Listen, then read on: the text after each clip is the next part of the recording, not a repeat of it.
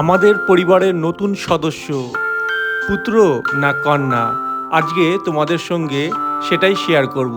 তো নার্সিংহোমে যাওয়ার জন্য আমরা তৈরি হই। বিশেষ করে আমার গিন্নি সকালবেলায় স্নান করে একদম মাথায় তেল চুপচুপ করে নেয়, কারণ নার্সিংহোমে যে 5-6 দিন থাকতে হবে, তাই একদম গুছিয়ে মনের মধ্যে কিছুটা হলেও টেনশন নিয়ে আমরা তৈরি হতে থাকি। আমরা আস্তে আস্তে নার্সিংহোমের মধ্যে প্রবেশ করি এবং সকলে বাইরেই থেকে যায়। আমি যখন কেবিনের মধ্যে প্রবেশ করি তখন নার্সরা সিজার করার জন্য আমার গিন্নিকে পুরোপুরি তৈরি করে দেয়। কেবিনের মধ্যে শুয়ে কষ্টতে কাতরাতে দেখা যায় আমার গিন্নিকে। স্যালাইনের পাশাপাশি অনেক প্রকার ইঞ্জেকশন এবং নানা ধরনের ওষুধ সামগ্রী দেওয়া হয়, যেটা প্রথাগত নিয়ম। আর অপেক্ষা করতে হয় কতক্ষণের মধ্যে ডাক্তারবাবু এসে সিজার করবে।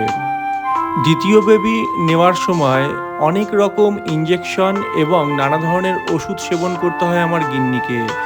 আর মনে রাখতে হবে যে দ্বিতীয় বেবির সময় যে ডেট ডাক্তারবাবু দিয়েছিল তার প্রায় 10 দিন আগেই আমরা নার্সিংহোমে চলে আসি সিজারের জন্য।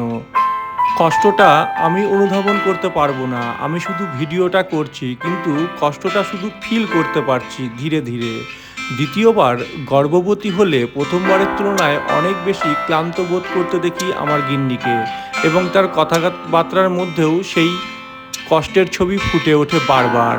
কারণ এই সময় গিন্নির প্রথম সন্তানটিকেও দেখাশোনা করার পাশাপাশি দ্বিতীয় প্রেগনেন্সিতে শারীরিক ও মানসিক পরিবর্তনের পাশাপাশি দুর্বলতা সবসময়ের জন্য গিন্নিকে গ্রাস করে রেখেছিল। আর নার্সিংহোমের বেডে বসে তাই বিভিন্নভাবে গিন্নিকে সান্ত্বনা দেওয়ার চেষ্টা করছিলাম।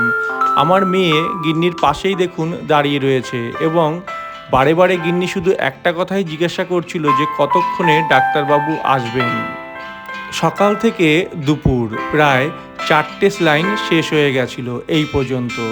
এইবার খবর শোনা গেল যে ডাক্তারবাবু নার্সিংহোমে প্রবেশ করেছে, তাকে নিয়ে যাবে অন্যত্র।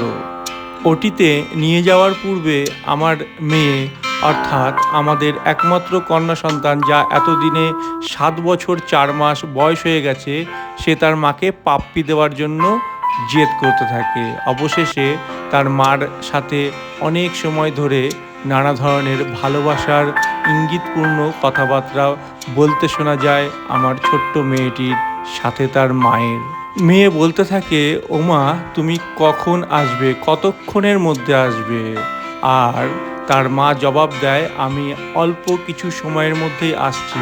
এই বলে ওটিতে চলে যায় এবং আমার ঘরে দ্বিতীয় সদস্য, অর্থাৎ আমাদের পরিবারে পুত্র সন্তান জন্মগ্রহণ করে। নার্সরাও খুশি, আমরাও খুশি, এবং আমার মেয়েও খুশি। অর্থাৎ আমার একমাত্র কন্যা সন্তানের জায়গায় এখন বন্ধুরা আমার ছেলে ও মেয়ে দুজন সদস্য আমাদের পরিবারে হয়ে গেল। মাত্র 1 ঘন্টা আগেই জন্মগ্রহণ করে দিদিমার কোলে টুকটুক করে তাকাচ্ছে আমাদের পুত্র সন্তান আদৃত। ওর নাম আদৃত রাখা হয়েছে। আর আমার কোলে দেখতে পারছো আমার পুত্র সন্তানকে। আমার হাত ঠিক অনেকটা বড় বলে আমি ঠিক মতন কোলে গুছিয়ে নিতে পারি না বন্ধুরা, তাই 2 হাতের মধ্যেই ধরেছি এবং খুব দ্রুত তার মায়ের কাছে আমি দিয়ে দেব। প্রকৃতপক্ষে আমার হাত বড় বলে নয় বন্ধুরা, আসলে ও অনেকটাই ছোট, আমি ঠিক মতন নিতে পারি না। কিন্তু ওর মা, ঠাকুমা, দিদিমা প্রত্যেকেই সুন্দরভাবে কোলে নিতে পারে। তার মা বলছে কিছুক্ষণের মধ্যেই তার দাদা আসবে, দিদি আসবে, তাকে দেখতে আসবে অনেকেই। আর ও মিটমিট করে তার মায়ের দিকে চেয়ে রয়েছে। তো দিদিমা আসার সঙ্গে সঙ্গেই তার কোলে সুন্দরভাবে ঘুম পাড়ানোর একটা চেষ্টা চলছে, এবং আমার মেয়ে ওকে ঘুমাতে দেবে না। পাশে শুয়ে আদৃত, এখন নার্সরা, ডাক্তারবাবু বলে গেছেন যে 24 ঘন্টার মধ্যে প্রায় 23.5 ঘন্টাই এখন সে ঘুমোবে। অর্থাৎ ছোটোবেলায় জন্মগ্রহণ করার পরপরই শিশুরা 24 ঘন্টার মধ্যে 23 ঘন্টা মতন শুধু ঘুমোতেই থাকে। পুত্র জন্ম দেওয়ার পর গিন্নির শারীরিক অবস্থার সামান্য অবনতি ঘটলেও সে কিন্তু অতটা দুর্বল ছিল না।